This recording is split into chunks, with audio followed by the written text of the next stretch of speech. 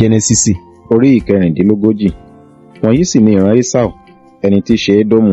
Esau fẹ́ àwọn aya rẹ̀ nínú àwọn ọmọbìnrin Kénáánì, Ada ọmọbìnrin Eloni, ènìyàn Hiti, àti Aholibama ọmọbìnrin Anna, ọmọbìnrin Sibeoni ará Hifi, àti Baṣemati ọmọbìnrin Iṣmaeli, arábìnrin Nebajotu. Ada sì bí Elifasi fún Esau, Baṣemati sì bí Reueli, Aholibama sì bí Jeuṣi, àti Jaalamu, àti Kora.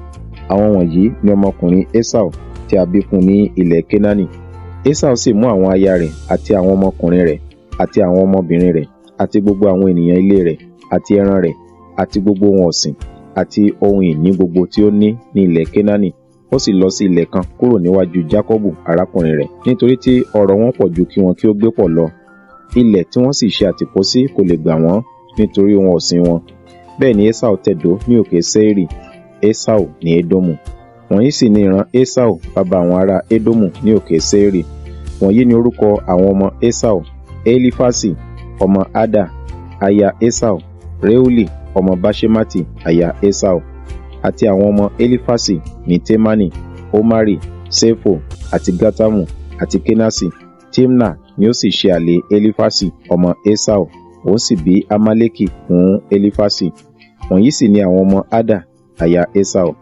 Wọ̀nyí sì ni àwọn ọmọ Reueli, Nahati, àti Sera, Ṣama, àti Mesa.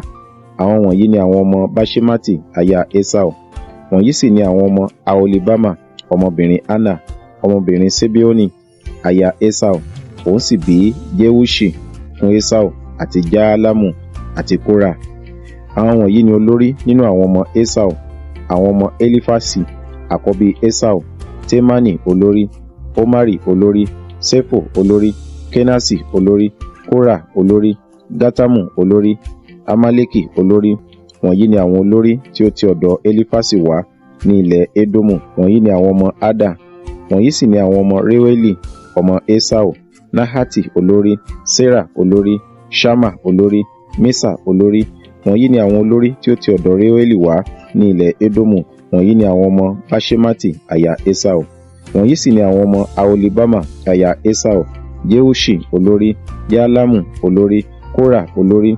Wọ̀nyí ni àwọn tí ó ti ọ̀dọ̀ Aholibama wá aya Esau ọmọbìnrin Anna. Wọ̀nyí ni àwọn ọmọ Esau, èyí ni ní Édómù. Wọ̀nyí sì ni àwọn olórí wọn. Wọ̀nyí ni àwọn ọmọ Seiri, ènìyàn Hori tí ó tẹ̀dó ní ilẹ̀ náà: Lotani, àti Ṣobali, àti Sibeoni, àti Anna, àti Dishoni, àti Eseri, àti Dishani. Wọ̀nyí ni àwọn olórí ènìyàn Hori, àwọn ọmọ Seiri ní ilẹ̀ Édómù. Àti àwọn ọmọ Lotani ní Hori, àti Hemamu, arábìnrin Lotani sì ní Timna. Àti àwọn ọmọ Ṣobali nìwọ̀nyí: Alfani, àti Mahanati, àti Ebali, Sefo, àti Onamu.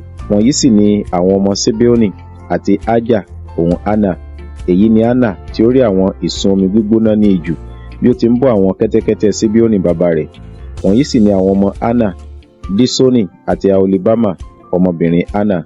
Wọ̀nyí sì ni àwọn ọmọ Dishoni: Emdani, àti Eṣbani, àti Itrani, àti Kerani. Àwọn ọmọ Eseri nìwọ̀nyí: Bilhani, àti Safani, àti Akani. Àwọn ọmọ Dishani nìwọ̀nyí: Usi, àti Arani. Wọ̀nyí ni àwọn olórí tí ó ti ọ̀dọ̀ Hori wá: Lotani olórí, Ṣobali olórí, Sibeoni olórí, Anna olórí, Dishoni olórí, Eseri olórí, Dishani olórí. Wọ̀nyí ni àwọn olórí àwọn ènìyàn Hori nínú àwọn olórí wọn ní ilẹ̀ Seiri. Wọ̀nyí sì ni àwọn ọba tí ó jẹ ní ilẹ̀ Édómù, kí ọba kan kí ó tó jọba lórí àwọn ọmọ Israẹli. Bela tí í ṣe ọmọ Beori sì jọba ní Édómù. Orúkọ ìlú rẹ̀ a sì máa jẹ́ Dinhaba. Bela sì kú, Jobabu ọmọ Sera ti Bosra sì jọba ní ipò rẹ̀. Jobabu sì kú, Huṣamu ti ilẹ̀ Temani sì jọba ní ipò rẹ̀. Huṣamu sì kú, Hadadi ọmọ Bedadi, ẹni tí ó kọlù Midiani ní ìgbẹ́ Moabu sì jọba ní ipò rẹ̀. Orúkọ ìlú rẹ̀ sì ni Afiti. Hadadi sì kú, Samla ti Masreka sì jọba ní ipò rẹ̀. Samla sì kú, Ṣọ́ọ̀lù ti Rehobotu létí odò ní sì jọba ní ipò rẹ̀. Ṣọ́ọ̀lù sì kú, Baal-Hanani ọmọ Akbori sì jọba ní ipò rẹ̀. Baal-Hanani ọmọ Akbori sì kú, Hadari sì jọba ní ipò rẹ̀. Orúkọ ìlú rẹ̀ sì ni Pau. Mehetabeli sì ni orúkọ aya rẹ̀, ọmọbìnrin Metredi, ọmọbìnrin Mesahabu. Wọ̀nyí sì ni orúkọ àwọn olórí tí ó ti ọ̀dọ̀ Esau wá gẹ́gẹ́ bí ìdílé wọn, nípa ipò wọn, nípa orúkọ wọn: Timna olórí, Alfa olórí, Jeteli olórí, Aholibama olórí, Ela olórí, Pinoni olórí, Kenasi olórí, Temani olórí, Mibsari olórí, Magdieli olórí, Hiramu olórí. Wọ̀nyí ni àwọn olórí Edomu nípa ìtẹ̀dó wọn ní ilẹ̀ ìní wọn. Èyí ni Esau baba àwọn ará Edomu.